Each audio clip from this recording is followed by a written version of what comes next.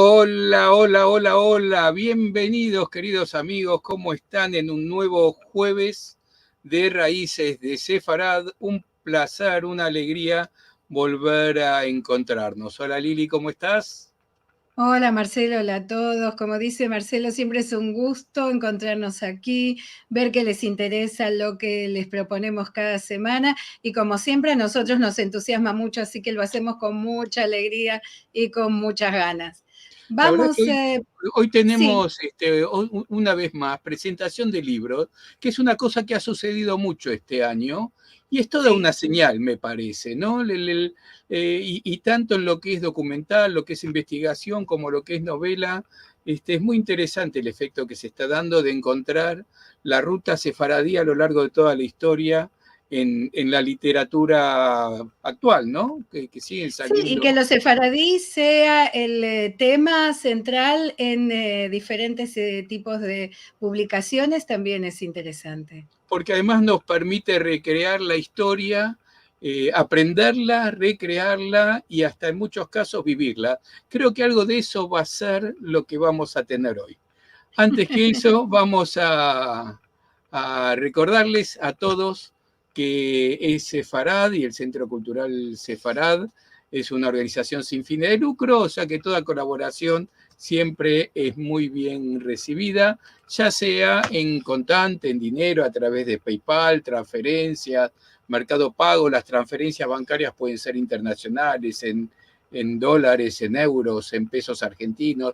Mercado Pago es para los argentinos, que es la forma más simple, a través del QR. En cualquiera de las formas que quieran colaborar, nos viene muy bien, no porque ganemos dinero con esto, sino porque eso va a solventar los gastos de las plataformas de transmisión, los mailing especialmente. Lo que ha subido el costo de los mailing no les cuento. Pero también pueden ayudar sin necesidad de gastar ni un centavo, por ejemplo, poniendo me gusta. Si les gustan los videos, hacen clic en la manita que está así y dice me gusta. Con eso ya permite que las charlas se divulguen y se llegue a más gente con estos encuentros tan lindos que tenemos. Y aprovechamos a contarles que todas las actividades del Centro Cultural están en el canal de youtube.com/sfarad y a esos videos a los que se refiere Marcelo hay muchos materiales, además de todas las charlas que tenemos de Raíces de Sefarad. Y vamos a ver qué es lo que tenemos para esta semana, que como siempre, movidita con dos muy buenas actividades. Seguro, como siempre, todos los domingos, Encontros de Al-Had, nuestra actividad en judeo-español. Esta vez será la importancia del activismo, en vivo, como cada semana, con Carlos Yebra López representando a Ladino 21 y su invitado Nisim Ashkenazi. Así que como siempre, a la 1 del mediodía de Argentina. Estas últimas 2 semanas atrás cambiaron muchos horarios, tanto en América como en Europa, así que les recomendamos mirar con atención el flyer en nuestra página sefarad.com para tener la hora justa y no perderse ni un minuto. Y si no, saquen la cuenta porque en Argentina no cambia la hora, así que ponen en internet la hora de Argentina y ya saben la referencia. Y la próxima semana, en este mismo horario, tenemos Tradiciones Familiares Sefaradíes en vivo también, con Carolina Caro Dueck, doctora en Ciencias Sociales y magíster en Comunicación y Cultura, investigadora asistente del CONICET. Nos va a hablar sobre estas tradiciones sefaradíes familiares y podemos transportarlas seguramente a la experiencia de cada uno de los que van a escuchar. El CONICET es la institución gubernamental que reúne a los investigadores de todos los ámbitos de la Argentina. Y Carolina además es comunicadora, aparece en radio, en televisión, más en radio y en las redes sociales. Y no se la pierdan, va a tener mucho para contar. Yo les digo desde ahora, no se la pierdan, que es una persona única. Y vamos a lo que tenemos hoy. Sí, hoy tenemos como invitado también en vivo, tarde por la noche, allí donde está él, a Luis Miguel Morán. Él es licenciado en Filosofía y Letras, Geografía e Historia con especialidad en Historia Contemporánea por la Universidad de Valladolid. Desde 1992 ejerce de funcionario de carrera, actualmente adscrito al Ministerio del Interior. Es autor del libro Tiempos de Sombras, una ficción histórica desdoblada en dos líneas argumentales, una historia contemporánea y una intriga histórica de la que nos va a contar hoy. Bienvenido entonces, Luis Miguel. Hola, buenas tardes, buenas noches desde aquí. Hola Sí, Luis, tenemos que ¿cómo aclarar estás? porque no sé si lo dije, está en España. Sí, Luis está en España, allí es muy tarde y te agradecemos muchísimo que estés así de trasnoche con nosotros y en vivo. nada, gracias a vosotros por el interés. Creo que Seguro. vamos a tener una charla con Luis muy interesante, porque si bien es una novela, parece un libro de historia, y de eso quiero, Luis, que hablemos hoy. Pero antes, como lo solemos hacer, nos gustaría que nos cuentes qué es lo que te lleva a escribir. No es para cualquiera esto de escribir y de escribir libros en cualquiera de sus formas, ensayos, novelas, cuentos, lo que sea. ¿Qué es lo que te llevó a esto? Pues una tragedia familiar, según mi madre. ¿Mm? Os cuento, mi padre falleció en el 2006 y yo empecé a escribir en el 2007. La situación familiar, bueno, mi madre se quedaba viuda, mi hermano el pequeño es discapacitado, se quedaban solos y yo decidí quedarme en casa porque estaba soltero y no me iba a ir y dejarles solos. Y el caso es que mi madre tiene la teoría de que yo tenía que sacarme algo de dentro y por eso empecé a escribir y empecé a escribir relatos. No, no empecé con la novela, empecé a escribir relatos con la casualidad de que a los pocos meses de empezar a escribir, sin haber escrito nunca, gané un concurso sobre que estaba ambientado en la época de los Reyes Católicos, en 1492, la expulsión de los judíos. Es un concurso que se organizó en Jerte y lo organizaba Casa Betona, que es una casa rural que tiene la peculiaridad de que tiene todos los indicios de que fue la antigua sinagoga de Jerte. Estos, unos chicos que llevaban el negocio, pues fueron descubriendo cosas que encajaban perfectamente con que fuera una sinagoga. Y parte del premio del concurso era que yo podría ir 2 días a pasar allí a Jerte en la casa rural y me invitarían a una serie de visitas guiadas por las juderías de la zona, la judería de Cáceres, me llevarían a Plasencia, a Hervás y una visita guiada también por el propio Jerte. ¿Qué pasó? Pues que fuimos allí, yo me llevé a la familia y fuimos todos. Y a raíz de estar allí, esa casa esa casa rural, que era la antigua sinagoga, se me metió en la cabeza de tal manera que la hice protagonista del libro. Ahí es como cuando empecé a escribir la novela. Ahí nació. Porque la casa que sale en el libro, Este primer de- relato se llama Los días del adiós, ¿verdad? exacto, ese es el primer relato. Y Había escrito otras cosas, se puede leer en la web de Tarbut Sefarad. lo han quitado ya. Ya Ah, no se lo puede leer quitaron. ahí. Lo quitaron porque Tarbut Sefarad hubo. ¿Sabes lo que pasa? Que estos chicos llevaban Tarbut Sefarad, no sé si Plasencia, y luego lo dejaron. Entonces luego no sé qué pasó, si Plasencia tiene Tarbut Sefarad o ya no. Pero al final, hace 2 o 3 años lo quitaron, ya no se puede leer ahí. Lo Bueno, que sí, pasa Bueno, es lo que podemos publicar en ese Farad sin ningún claro. problema y quedará, si quieres, lo ponemos Mm, ahí para que la mm. gente pueda disfrutarlo también. Pero quiere decir entonces, Luis, que tu relación con la historia del pueblo judío, el paso por España y la expulsión, antes de eso no habías tenido mucha relación, ¿o sí? Sí, hombre, a mí siempre me ha gustado la historia en general y la historia de los sefardíes no lo había tocado mucho, pero sí que sabía algo de la historia de los separadistas porque vivía en Toledo. Yo había vivido 2 años en Toledo y entonces algo ya había leído.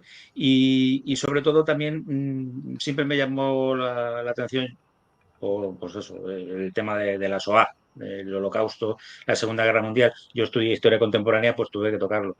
Y entonces, pues, nociones tenía ya. Lo que pasa que en este concurso, yo, para hacer ese relato de 3 folios o 4, lo que hice fue leer un par de libros sobre historia de los judíos en España y la verdad es que me llenó. Y yo dije, de aquí tiene que salir algo. Y al final salió como parte de la novela, porque al principio sí, empiezas a escribir, pero tampoco sabes mucho por dónde vas a tirar, ¿no? Pero porque sin tener ninguna experiencia, sin tener ninguna estructura de novelista ni ninguna idea, pues es complicado, ¿no? Y al final, pues sí, sí que ha salido algo. Bueno, cuéntanos entonces de Tiempos de Sombra, ¿de qué trata? Pues Tiempos de Sombras es la historia de un chico que se pierde va por el Valle del Jerte haciendo turismo y se equivoca de carretera y va a parar al Valle del Jerte, porque iba por el Valle de al lado. Y entonces en el Valle del Jerte se pierde y va a parar a un pueblo donde entra y empieza pues, a confraternizar con... Es un pueblo semi-abandonado, hay un carpintero, entabla amistad con el carpintero, con la cantinera, y el carpintero, que es un tipo muy original, le empieza a hablar de la casa del judío. Y, y la casa del judío, pues es lo único realmente atractivo que hay en el pueblo para ver, y este chico decide quedarse para ver esa mañana pues la casa del judío, a ver qué podía traerle. La casa del judío está en ruinas, no tiene los techos hundidos y tal. Lo que pasa es que él empieza a sentir cosas extrañas dentro de la casa y al final de dar un paseo por dentro y ver cómo está todo pues, para restaurar o para derruir, sale y con la impresión de que necesita comprar esa casa. No sabe por qué, pero tiene esa sensación de que necesita comprar esa casa por algo. Y ahí arranca la novela. Eh, luego, pues eso, la cantinera tiene una hija, la hija es historiadora, que está investigando sobre la expulsión de los judíos y, y el carpintero, que es un enredador, pues empieza a, a juntarlos, ¿no? A Sara, que es la protagonista, y a Luis, que es el otro protagonista, que, en fin, como autor novel, me introduje dentro de la novela en primera persona. Y ese es el comienzo de la novela. La parte histórica está dividida en tres momentos. Yo, el número 3, no me preguntéis por qué, no sé por qué, pero enseguida se me metió en la cabeza. Empecé a leer sobre el número 3, la importancia del número 3 en la cultura judía, y aquello de la Haftarah, que si se repite 3 veces se va a hacer realidad. Y bueno, pues le empecé a darle vuelta y digo, ¿por qué no 3 momentos históricos de la historia de los judíos?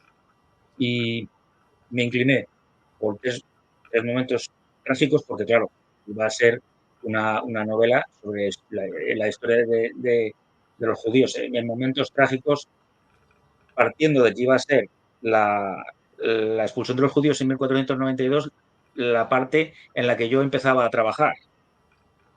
Luego dije, ¿cuál es la primera, digamos, tragedia, la más grande? La destrucción del templo, el del segundo templo, en el año 70. Entonces dices, ya tengo una parte, tengo a 1492 la expulsión de los judíos, y luego pensé en la Segunda Guerra Mundial. Leí cosas que tenía algunas nociones, pero prácticamente no se sabía nada de los grandes héroes olvidados que hablaba un día yo en Radio Sefarad con mi entrevistadora y pues digo, tengo que escribir algo sobre ellos. Empecé a investigar y profundicé en la personalidad de Ángel Sanz-Briz y de Sebastián de Romero Radigales. Compré varios libros, me informé, yo creo que Matilde Morcillo, la catedrática de Historia Contemporánea de la Universidad de Castilla-La Mancha, es la que más sabe de esto, incluso en una duda muy amable, a vuelta de correo electrónico al día siguiente, me solventó la duda y me dijo que sobre un pequeño problema que tenía yo de ubicación de mis personajes, porque me interesaba que todo lo que yo hiciera fuera lo más real posible. O sea, no sé si por el tema de historiador, evidentemente es una novela, pero yo lo que hago es que en la parte histórica lo que hago es coger mis personajes y los encajo en el sitio y no toco lo que pasa. Con lo cual, lo que pasa es real. Lo único que yo he metido en mi personaje a pasar allí la historia. Entonces, me fascinaron las personalidades de los diplomáticos españoles. Hay unas cuantas, o sea, que no sé cómo no les damos el valor que realmente tuvieron en aquella época.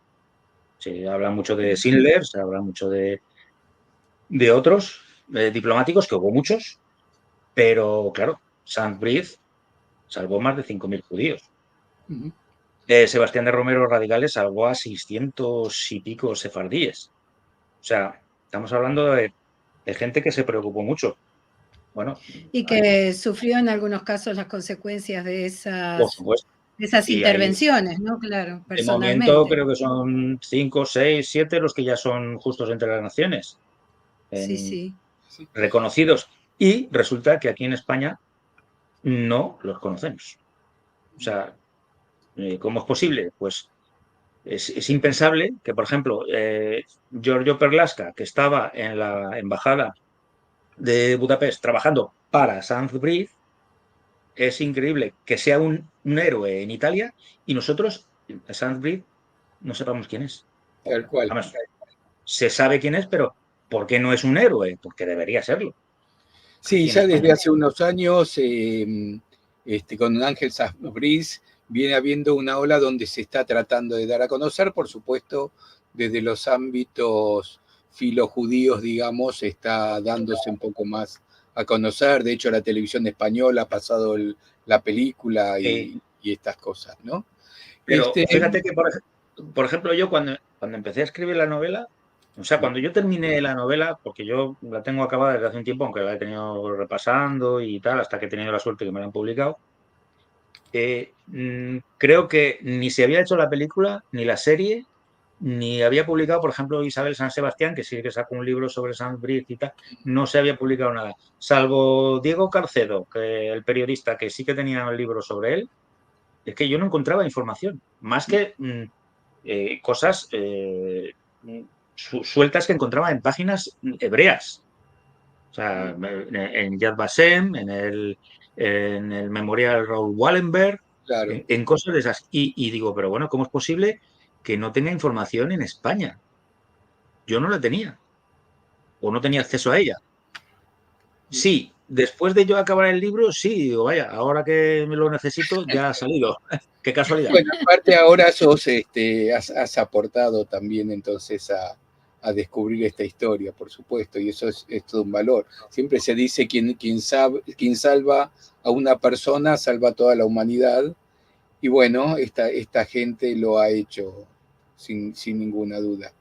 Vamos si te parece, a esos 3 momentos que dijiste, que uno de ellos va a ser doble, me parece. La guerra vas a estar en 2 lugares. La historia empieza en Jerusalén, en la destrucción del templo. Sí, la destrucción del templo. Ahí seguí básicamente la Biblia y al historiador romano Flavio Josef. O sea, me imaginé cómo pudo ser el asalto de las tropas romanas al templo en el último día. Y luego le di al sumo sacerdote una personalidad que quizá en la realidad, pues yo me imagino que por lo que decía Flavio José, pues no la tenía, o sea, que era un títere, básicamente, puesto ahí por extremistas, pero porque parece ser que no tenía no debería haber sido sumo sacerdote porque no tenía la ascendencia adecuada y demás.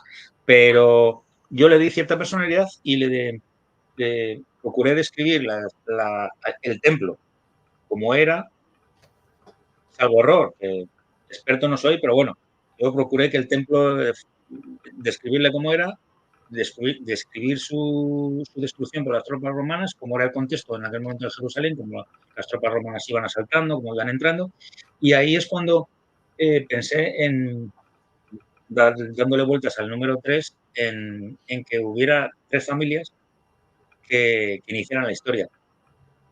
Esas 3 familias nacen de 3 chicos que son ya huérfanos, ya digamos que el sumo sacerdote, el Cohen Gadol, les selecciona porque ya son huérfanos y les hace depositarios de la parte, digamos, fantástica de la historia, ¿no? De la esencia del sello de Salomón, que ellos llevarán, ellos y sus familias, hasta que se restaure Jerusalén como la ciudad de la paz y la justicia, ¿vale?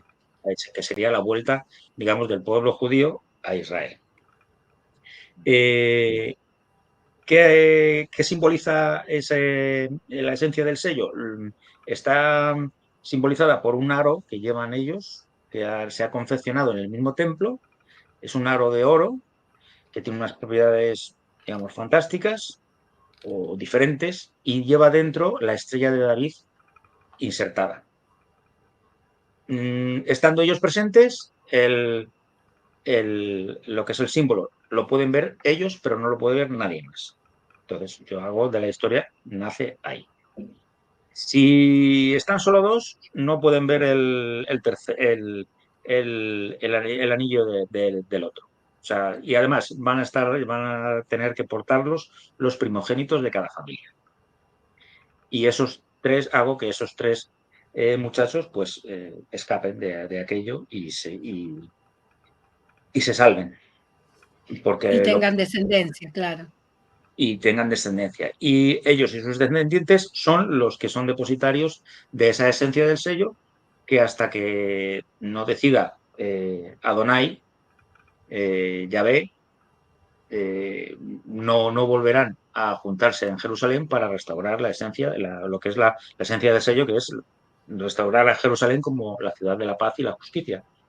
Y ese es el arranque de la novela. Claro. Luego, el segundo tiempo histórico es, hago aparecer las 3 familias ya en Sefarad, en la península Antes ibérica. de la expulsión.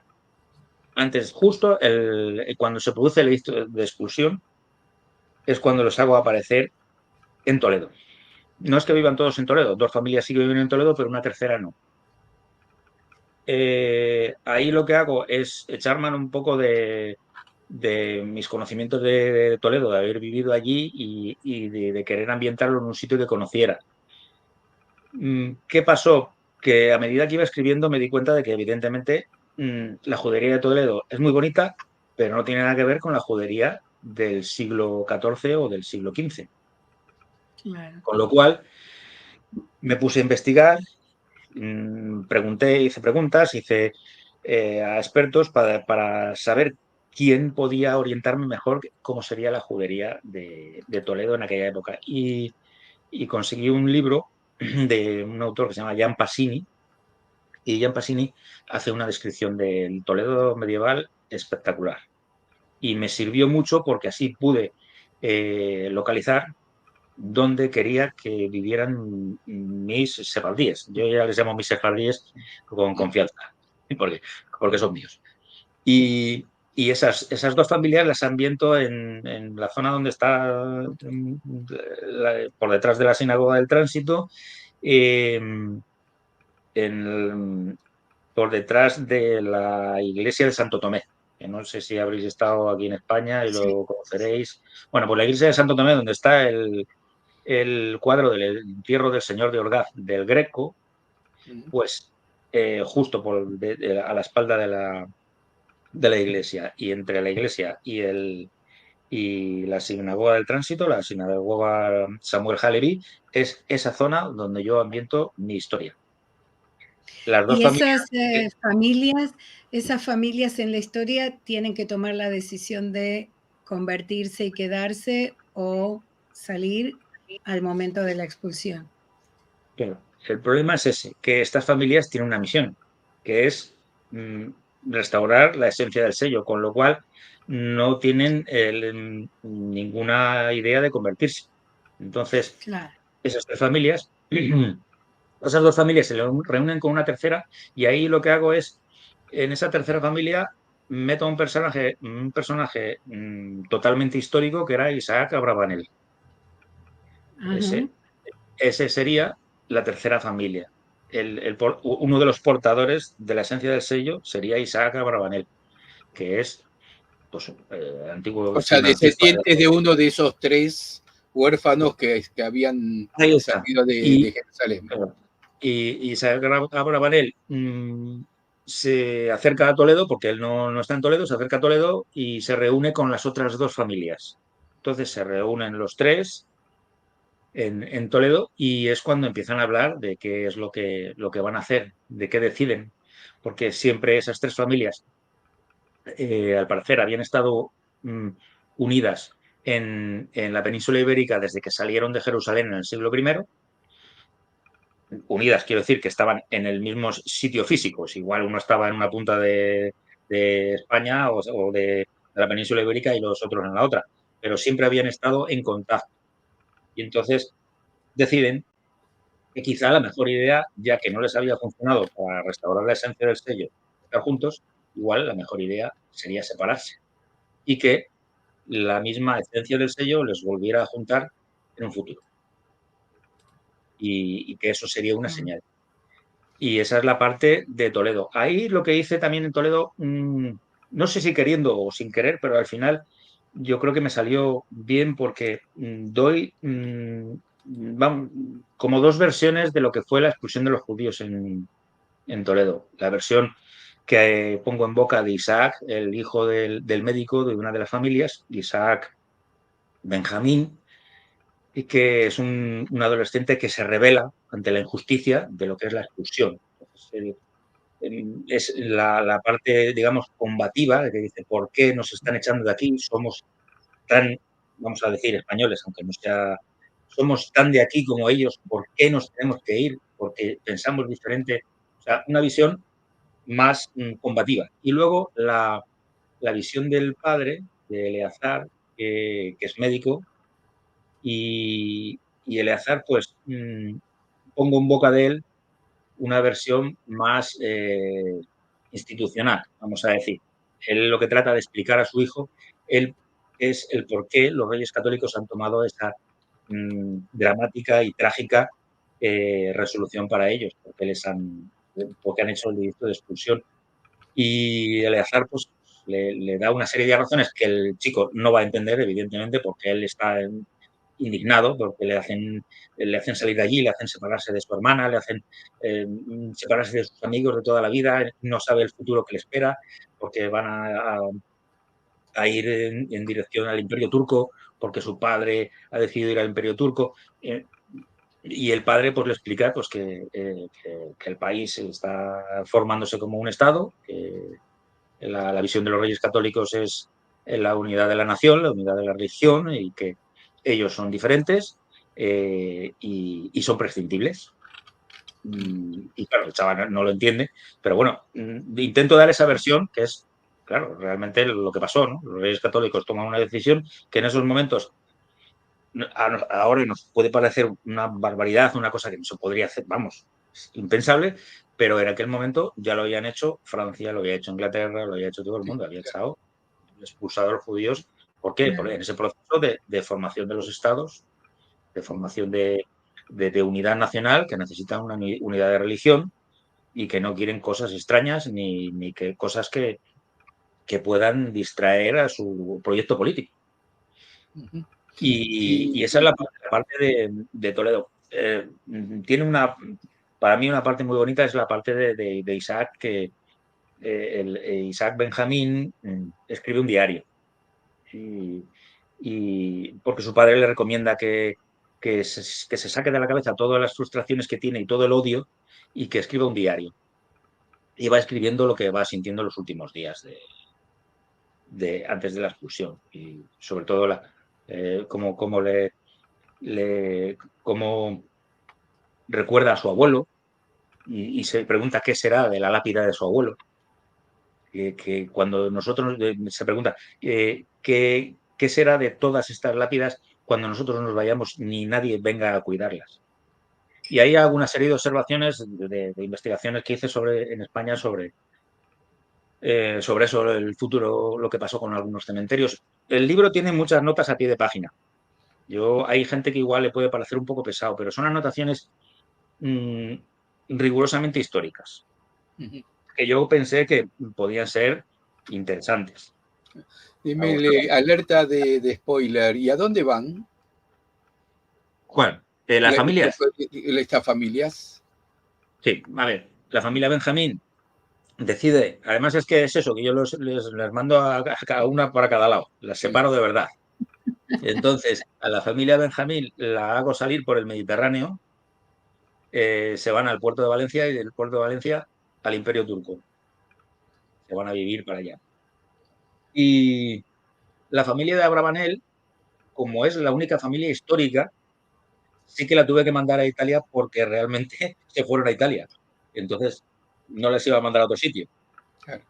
Y la familia Gabay, que es la tercera familia, esa la hago salir la hago dirigirse a la frontera portuguesa, que es la otra dirección que tomaban lo que fue la expulsión de los judíos de la zona centro. Pues la mayor parte salieron por la zona del Mediterráneo de Valencia y otra parte importante por Portugal, que tampoco salió muy bien porque los que se fueron por Portugal también les echaron, acabaron en Marruecos, en Argel y por ahí, allí les robaron, muchos volvieron, bueno, un desastre. Y esos fueron las tres direcciones que tomaron las familias. Y después luego, pues, la novela salta directamente a la Segunda Guerra. y luego ya saltan los protagonistas. Todo esto lo que intenté hacer, porque como yo quería darle... A ver, uno de los principales problemas que tuve con la novela es que alguien me dijo, cuando estaba escribiéndola y iba leyendo algunos capítulos, que estaba escribiendo una novela romántica e histórica a la vez. Dice, estás escribiendo dos cosas que no cuadran. O haces histórica o haces romántica. Mira a ver qué peso le das. Y entonces dije, coño, ya que me he puesto a investigar, digo, yo quiero que sea histórica. Que tenga un matiz romántico, chico conoce a chica y tal, bien. Pero que sea histórica. Y entonces, claro, una vez que ya tienes dos tiempos históricos, el tercero era ese. Y ese salto los saltos, digamos, de la expulsión de los judíos, o sea, de la destrucción del templo, la expulsión de los judíos y la Segunda Guerra Mundial, lo que voy haciendo es, para que no se haga quizá muy pesado a la parte histórica, que lleva muchos más datos, lleva su trama, pero no es tan ágil como pues eso, el chico que se pierde con el coche y conoce al carpintero y se van ahí, se comen un cocido en el campo y no sé. Y lo que hice fue intercalarlo. O sea, voy saltando. Entonces hago igual 2 capítulos aquí, meto una parte de la historia actual, hago otros 2 capítulos y meto otra parte de la historia actual. Y ahí llego a la parte de la Segunda Guerra Mundial. Que en cuanto a las localizaciones, todo lo que hago en la península ibérica lo he visitado.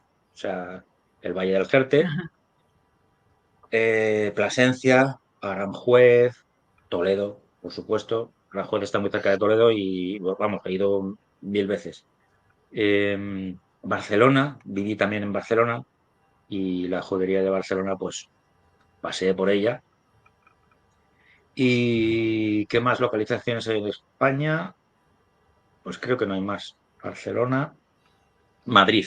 Y Madrid también, un poco, pero Madrid también lo incluí.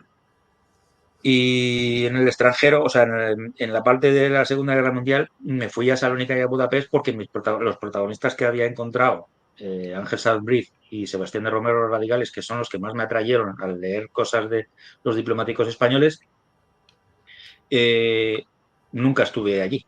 Ese fue el problema. Al principio digo, me estoy metiendo en camisas de 11 varas.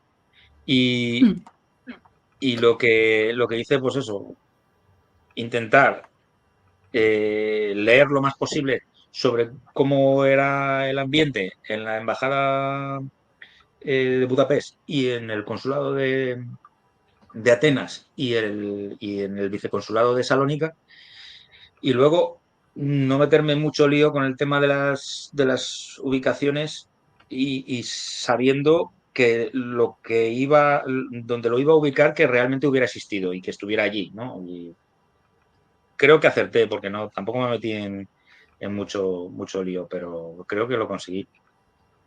Y nada, ahí lo que hago es que aparecen dos familias, nada más.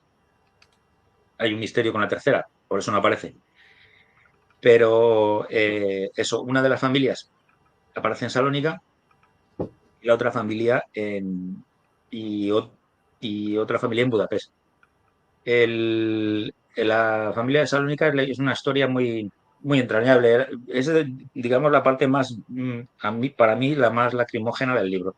La relación entre Raquel y Gabriel. Son una pareja de judíos. Ella es sefardí y está casada con él. Y deciden separarse para que ella volviera a recuperar la nacionalidad española y pudiera ser acogida por el consulado español de Salónica y pudiera salvarse. Entonces, es el sacrificio que hace Gabriel por su mujer. Él se une tiene pensado unirse a la resistencia y ella ser acogida por el vicecónsul de Salónica, que esos personajes, Salomón Errati y su mujer, son reales. Realmente son personajes que sufrieron todo aquello, y yo lo que hago es convertir a mi Raquel en una especie de hija adoptiva de la familia de Errati, que consiguió salvarse de aquello gracias a las gestiones de Sebastián de Romero Radicales desde Atenas y del canciller que trabajaba con él, el padre Tipaldos, que era un sacerdote ortodoxo que trabajó vamos, hizo una labor extraordinaria con los judíos de Salónica. Y la parte de Budapest, pues un sefardí que aparece por allí, un sefardí que se presenta descaradamente a Ángel Sanz a las puertas de la embajada y que se convierte en un personaje pues fundamental de la novela. Un chico joven que viene de pasar una tragedia familiar increíble, porque él nace en la parte de Alemania, se ven empujados hacia Polonia. En Polonia lo ocupan los nazis y se ven empujados hacia la zona de Kiev. Allí toda su familia muere en la masacre de Babi Yar y él se consigue salvar de la masacre porque su padre le protege con su cuerpo. Entonces, entre los miles de cadáveres, pues él sobrevive a la masacre. Se une a los partisanos rusos que luchan contra los nazis, luego al Ejército Rojo y vuelve, se cruza en media Europa con el Ejército Rojo, y cuando llega a Budapest, llega a la zona de ahí de Hungría y oye hablar a un anciano moribundo en ladino y le recuerda a su madre, su madre era una persona muy culta, que había sido instructora en casas de aristocracia, en fin, él sabía, es sabio en idiomas, yo le pongo como un sabio en idiomas al chaval, que en este momento tendrá unos, no sé, 19 años o por ahí. Y ahí decide desertar y se le pasa por la cabeza volver a Sefarad. Y su objetivo en la vida es volver a Sefarad y volver a Sefarad y volver a Sefarad. Y entonces se presenta en la embajada y es tan descarado y tan pillo el tío que Sanfrid, pues digamos que dice, tú trabajas conmigo. que esa es la parte, o sea, la parte fantástica del no real es mi personaje, pero el resto de las cosas que pasan en la embajada, que yo cuento con bastante detalle, creo, eso pasó realmente. O sea, los equipos que se dedicaban a mantener las casas protegidas, que estaban distribuidas por Budapest, que estaban bajo la protección de la legación española, que ahí es donde el verdadero acierto de Saint-Brieuc, que fue ese, ponerlo casa bajo la protección de la embajada española. Y entonces los alemanes no entraban y claro, fue importante. Y lo que hice fue, en uno de esos equipos que trabajaban para Saint-Brieuc, pues puse a mi personaje. Mira, nosotros no hemos leído, pues no ha llegado el libro aún, más allá de los comentarios, pero tengo la sensación de esas historias que se hacen para los niños, no porque sea para los niños, pero donde uno, para poder mandar un mensaje que es difícil de darlo porque puede ser pesado, la historia puede ser pesado, uno le hace un condimento como quien le pone azúcar a un medicamento, ¿no? Entonces me da la impresión que tu libro debe ser muy agradable de leer y al mismo tiempo, aunque el lector no tenga esa intención, termina aprendiendo, porque pareciera ser eso, pareciera ser una historia donde aparecen los personajes que facilitan la comprensión de esa historia. Exacto. Es que realmente una vez que ya tenía claro lo que quería escribir, yo pensé, digo, primero, que sea un libro que se lea fácil, que no sea un ladrillo, o sea, que sea entretenido y que sea divulgativo. Quiero decir, que el que se lea el libro vea una historia que le enganche, que le satisfaga, que le emocione. Mira, tengo una amiga que es mi fisioterapeuta, la fisioterapeuta de la familia, que, que cuando leyó el libro me dijo, dice, tengo que felicitarte porque he sentido miedo, pasión, horror. Dice, ha Qué buen sido una logro. de emociones, dice que no me esperaba, dice, porque ha habido ratos que tenía ganas de llorar, otras me reía porque cuentas cosas muy graciosas. Luego, cosas trágicas que dices, ¿cómo pudo pasar aquello? ¿Cómo? O sea, dice, ha sido para mí, y es que yo busqué esa mezcla, o sea, que fuera bonito de leer, que se fuera agradable, pero que a la vez te explicara con crudeza lo que había pasado. Por eso os explicaba antes, os decía antes lo de la expulsión de los judíos. Me interesaba no solo dar la imagen que podía tener un judío en aquel momento, que tenía que estar contentísimo de que le echaran de su casa, sino la imagen que, que podían tener las autoridades de aquel momento para tomar esa decisión. Aunque ahora la veamos como una cafrada que no se pueda repetir, pero dices que se vean las dos cosas. Históricamente, los reyes católicos hicieron esto y los judíos lo sufrieron de esta manera, pasaron esto, les hicieron esto, unos decidieron convertirse, otros no, fueron más valientes y se fueron, tuvieron suerte, no tuvieron suerte, pero que se sepa lo que pasó. Y en la Segunda Guerra Mundial eso a mí me llamaba la atención, me llamó mucho, a medida que iba leyendo me llamaba cada vez más la atención el por qué no conocemos la labor de los diplomáticos españoles. O sea, es que... Fantástico, cuando empezábamos hoy que te preguntaba cómo habías empezado a escribir, uno siempre espera como respuesta, bueno, cuando estaban en la escuela, escribía y la historia no fue esa, empezaste tarde y sin embargo pareciera que tienes una técnica y hasta que has desarrollado una técnica bueno, que supongo que da sus frutos en este libro, quizás en el otro también. Pues, a ver, es que con el libro he pasado mucho. Realmente, cuando escribí el primer borrador, voy a contar algo que a mi tío no le gusta que cuente. Yo escribí, el hermano mayor de mi madre eh, fue profesor de filología, es filólogo, y fue profesor de lengua y literatura. Y entonces dije, qué mejor persona para valorar Claro. lo que he escrito que él, ¿no? Entonces le pedí él, por favor, que le echara un vistazo. Y cuando me devolvió el primer borrador, me agarré una depresión de caballo, porque estaba todo en rojo corregido. Era terrible. Y me escribió una carta muy, muy cariñosa y me dijo, ahora es cuando empiezas a trabajar. Dice, tienes que hacer, o sea, lo cuento creo en la dedicatoria, no, en la dedicatoria no, porque el libro se lo dedica a mi padre, que es el único que no me vio escribir. Pero en los agradecimientos, se lo agradezco especialmente a él porque fue el que me enseñó el que me abrió los ojos a saber lo difícil que es escribir algo que merezca la pena que te lean. Claro. Y ahora cuando le he regalado el libro a mi tío, después de publicarlo, lo ha leído ya 2 veces. La primera vez la leyó como aficionado y la segunda como profesor de literatura. Y estoy contentísimo porque las 2 veces le ha encantado.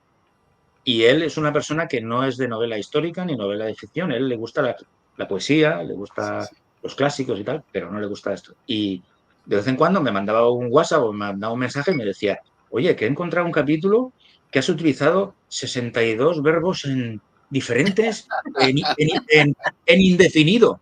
En indefinido. Y digo, pero Luis, tío, ¿cómo te fijas en eso? Dice, los he contado.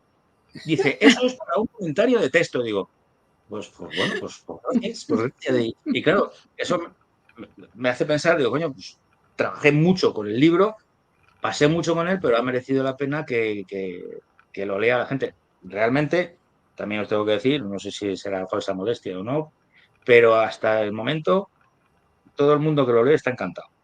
Qué bueno, Hay qué gente bueno. Justamente te iba a preguntar eso, si habías tenido alguna devolución de la gente que lo ha leído. Suena fantástico el libro, porque, como dices, es una mezcla de historia, pero también de relato histórico, quiero decir, pero también de novela, y tiene un poco de fantasía también, ¿verdad? claro, claro, incluí un poco de todo. Y yo creo que esa mezcla con, es la que le da riqueza, le enriquece porque no le hace ser un libro, un libro histórico, no le hace ser un libro romántico, ni le hace ser un libro de ficción. O sea, es ¿Quién no nos un todo. dice que será una película? Esa es otra de las cosas que os iba a comentar. Es que cada vez que voy a presentarlo, el que lo ha leído me dice, oye, ¿has pensado en que esto puede acabar en un guión cinematográfico? Seguro. Digo, vaya, me estáis inflando aquí. ¿Eh? El tema, no, es que todo el mundo piensa, y hay historias dentro del libro que sí que podrían dar para un guión cinematográfico. Algunos de los personajes son, vamos, hay veces que lo releo y digo, sí, ¿cómo he podido escribir yo esto? Esto no se me hubiera pasado por la cabeza que esto lo he escrito yo, ¿no? Y digo, qué acertado estuve. Porque claro, hay cosas, sí, es mi primera novela, no sé si habrá más, pero he metido muchas anécdotas familiares, cosas que me contaban de mi bisabuelo, cosas graciosas, cosas o dichos, o yo qué sé, por ejemplo, hay un dicho que dice un tío mío que dice que si a una persona le gusta beber orujo es que tiene que ser buena persona. Claro. Pues eso lo dice uno de mis personajes y con eso me quedo. Seguro entonces que además tiene el condimento de que estás tú, o sea que te podemos ver no solamente como escritor, sino como parte viva de la historia, ¿no? Como empecé escribiendo sobre mí sin saber dónde iba a ir, luego me dio apuro quitarme. Ya Dije, era tarde. y yo ya que estoy aquí, digo, no me voy a quitar. Me puse con Y el mismo encima se peinado que llama tengo. Luis, no podías ponerle otro nombre, ni siquiera está Es que disfrazado. fue hasta eso. Luego ya no se me ocurría qué nombre ponerle, porque no me salía. Y digo, le voy a poner el mismo peinado, todo. Y así quedó. Y lo que os decía de la gente, hay gente que, que, que no me conoce de nada, que le han regalado el libro porque igual una amiga o alguien que me ha conocido dice, léete este libro de un amigo mío, y le dan el libro y dice, y ha ido, por ejemplo, una persona que fue a una presentación aquí, que me dijo, mira, me regaló el libro tu hermano, y dije, pues no me espero nada. Dice, y chico, sí, es que enganchada del todo me he pasado horas y horas que quería ver lo que pasaba, porque otra de las cosas que intenté es que hasta los 3, 4 últimos capítulos no se sepa de qué va la cosa. O sea, que tú bien leyendo y digas, intrigante. O sea, a todo esto le sumamos suspenso. ¿qué pasará? ¿Qué pasará y cómo se solucionará esto? ¿Y qué pasará? Entonces, hasta los 2 últimos o 3 capítulos no se desentraña la jugada. Qué bueno, qué bueno. Luis, yo sé que el libro es muy nuevo, salió hace unos pocos meses, ¿no? Y que estás disfrutando de las presentaciones en diferentes lugares. Invitamos a nuestros asistentes que te inviten a diferentes lugares a presentarlo también. Quería preguntarte si tienes, aún en este tiempo de disfrute, alguna idea de lo próximo que va a venir. Hombre, tengo cosas empezadas. Lo que pasa que ahora, pues, estoy un poco parado de ideas y de tiempo. Aquí, bueno, las obligaciones familiares son las que son y esto te requiere mucho tiempo. Tengo cosas empezadas, no relacionadas con el libro, aunque sí que hay gente que me está animando a escribir, digamos, un libro anterior a este. O sea, que fuera la historia de alguno de los personajes, pero antes, una especie de precuela, ¿no? De lo que... Sí. Bueno, Están de lo muy que de es, moda. nos sumamos a esos que te invitan a esto, nos sumamos a esto de que te sientes a escribir, porque creo que seguramente va a valer la pena. Yo quería pedirte que me hables un poquito de la portada del libro. bueno, pues para mí la idea fundamental es que saliera esa imagen que realmente es el logo de Red de Juderías de España, porque para mí es precioso, me encanta. No voy a decir cansado de verlo, porque cada vez que voy a una judería española que está asociada a la red de juderías, está en el suelo, en las paredes, en todo. Pero bueno, yo estaba cansado de verlo en Toledo, porque en Toledo viví y a Toledo voy prácticamente todos los años, si no es una vez es más, a pasar unos días. Y me parece que es el símbolo de la novela. La novela va sobre Sefarad, va sobre los sefardíes. Entonces, ese símbolo con la península ibérica y las letras sefarad en hebreo es la bomba. Para mí, yo quería que saliera eso, lo principal. Luego, lo que se ve abajo es el friso del arco de Tito, de Roma. Es el arco que se construyó después de la guerra de Judea, que ganaron los romanos y se destruyó el templo, y describe la procesión en la que se conmemora la derrota de los judíos y la victoria de Tito, del emperador Tito, y, es el desfile de los esclavos con los tesoros del templo que se han traído a Roma. Está la menorá, la mesa de Salomón, en fin. Eso. A mí me gustaba que salieran esas cosas. Esas Es dos una cosas. portada muy, muy bella. ¿La diseñaste tú? No, yo le dije a la editorial que a mí me gustaba, que yo quería que salieran esas dos cosas y que también me gustaba la Estrella de David. Entonces la Estrella de David me la pusieron en la contraportada y me dijeron, ¿qué te parece esto? Y yo lo vi y dije, no lo muevas. Lo único que hice yo fue decir que estaba el título, Tiempos de Sombras, estaba un poco menos resaltado. Y ellos lo resaltaron un poco más y digo, no lo toques. Ya está. O sea, no No, quiero está otra muy, cosa. muy, muy Para mí me hermoso. encantaba así. La verdad que es un placer, creo que nos va a encantar a todos leerlo. Estoy muy entusiasmada con la historia, a mí me gustan mucho las novelas, también me gusta lo histórico, así que tiene esa mezcla, ese condimento que me da mucho placer de leer. ¿Tenemos mensajes, Marcelo? Sí, antes quería Vamos a mostrarles contar. que el libro está disponible en Amazon, aunque muy caro, porque está acá dice $30, porque en España, en todos lados, por ejemplo, en Iberlibro está 18, esto es la editorial misma, está también 19 euros. Esto Sí, es en en Amazon. Agapea, 18 euros. Esto es en España, así que lo mejor parece ser entrar a Google, buscar el libro, a ver dónde es el mejor lugar y que llegue al domicilio de cada uno del país en el que esté. ¿Mm? Yo, bueno, quería decir eso que, como os comentaba antes, que me hizo ilusión ponerme en contacto con Yad Vashem, con el Museo del Holocausto, y comunicarles que había publicado el libro y amablemente enseguida me invitaron a donar el libro dada su temática y claro, yo se lo mandé, tengo la carta de agradecimiento que la guardo ahí con todo mi cariño y porque es una cosa que me hace ilusión, pues que mi libro esté en la biblioteca más importante que hay sobre el Holocausto, Seguro. pues ahí está y eso me hizo mucha ilusión, la verdad.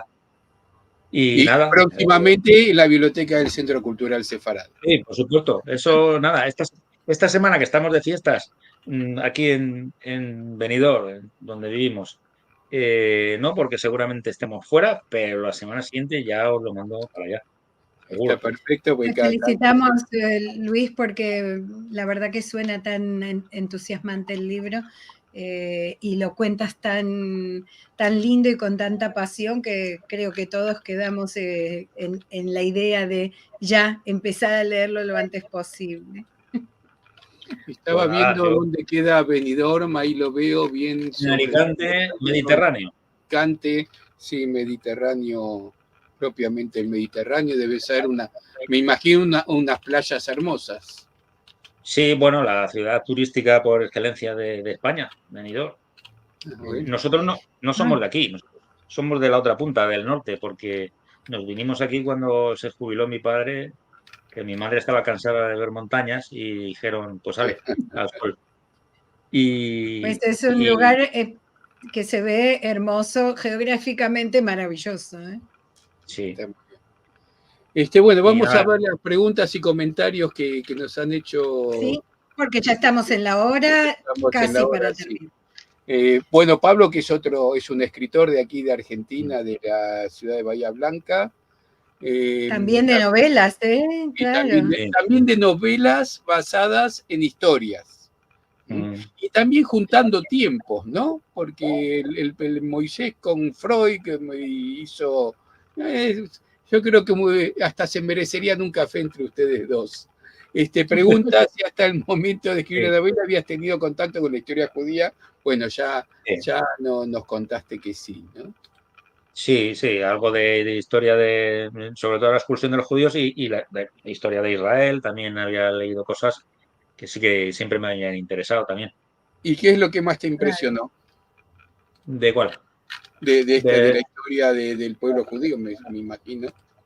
hombre, a ver, de forma negativa, digamos, la expulsión de los judíos, todo lo que fue profundizar en lo que es el decreto de expulsión, pues era, era duro, es decir, como, a ver, son otros tiempos históricos, no se puede extrapolar, no podemos juzgar los tiempos, desde de los valores que tenemos ahora, las acciones que se hicieron hace 500 años, pero era duro ponerse un poco en la piel de quien se tenía que ir. Dices, ¿cómo es posible que te digan en 2 meses tienes que estar fuera de aquí, sí o sí?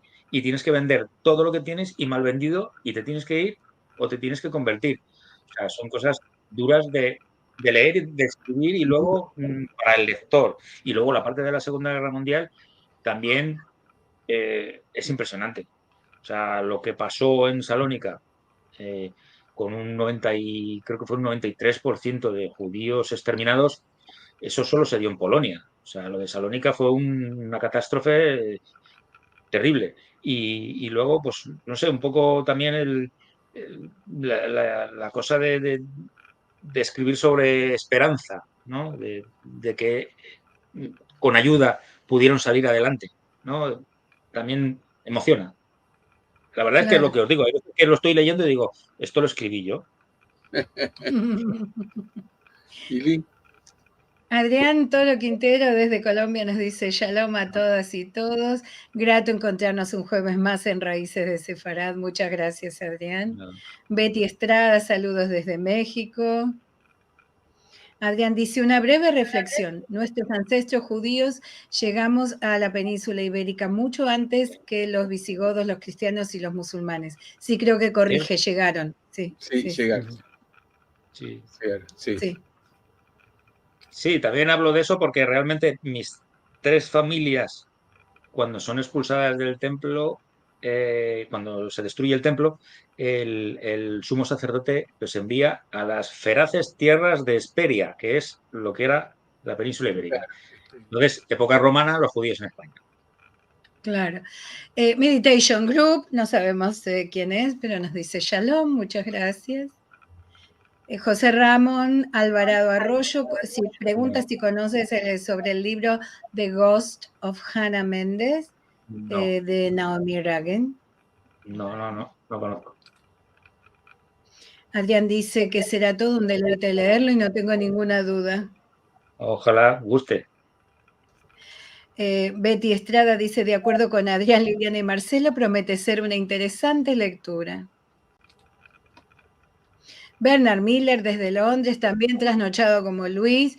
Muchas gracias por la historia del libro y la inspiración que me da de escribir. Ahora quiero leer el libro. Y yo estoy igual que Bernard. Estamos todos igual. Y finalmente, Adrián, que agradece, y aunque no ha leído el libro, que estoy seguro que conociéndolo a Adrián, ya está buscando dónde. Pasado mañana ya lo tiene en casa. Sí, felicitaciones a don Luis Miguel, porque escribir es el más complejo de todas las artes. Y finaliza diciendo Shabbat Shalom, porque como cada final de jueves cerca del viernes, suele decirnos esto. Bueno, me parece que nos entusiasma, digamos, la finalidad de un escritor cuando presenta un libro debería ser entusiasmar a quien lo escucha. Bueno, si es así, lo has logrado. Nos has entusiasmado mucho, nos ha resultado muy interesante. Dan ganas de felicitarte, pero serían justos porque todavía no leímos el libro. No has leído, tienes que leerlo primero. Pero estoy seguro que ese será. Pero igual el relato ha sido muy, muy bueno y muy óptimo para despertarnos a nosotros todas las ganas de conseguir el libro y de leerlo. Así que es el objetivo, que llegue a mucha gente que pueda disfrutar de esta maravillosa historia. Bueno, nos vamos, Luis. Muchísimas gracias por estar con nosotros. Gracias por estar tan tarde por la noche. Y nos agendamos Benidorm para nuestro próximo viaje por España. Nos agendamos visitarte. Pues ya está. Gracias a vosotros por haberme escuchado y por haberme recibido en vuestra casa. Esperamos que la gente se haya entusiasmado también, que se vendan muchos libros.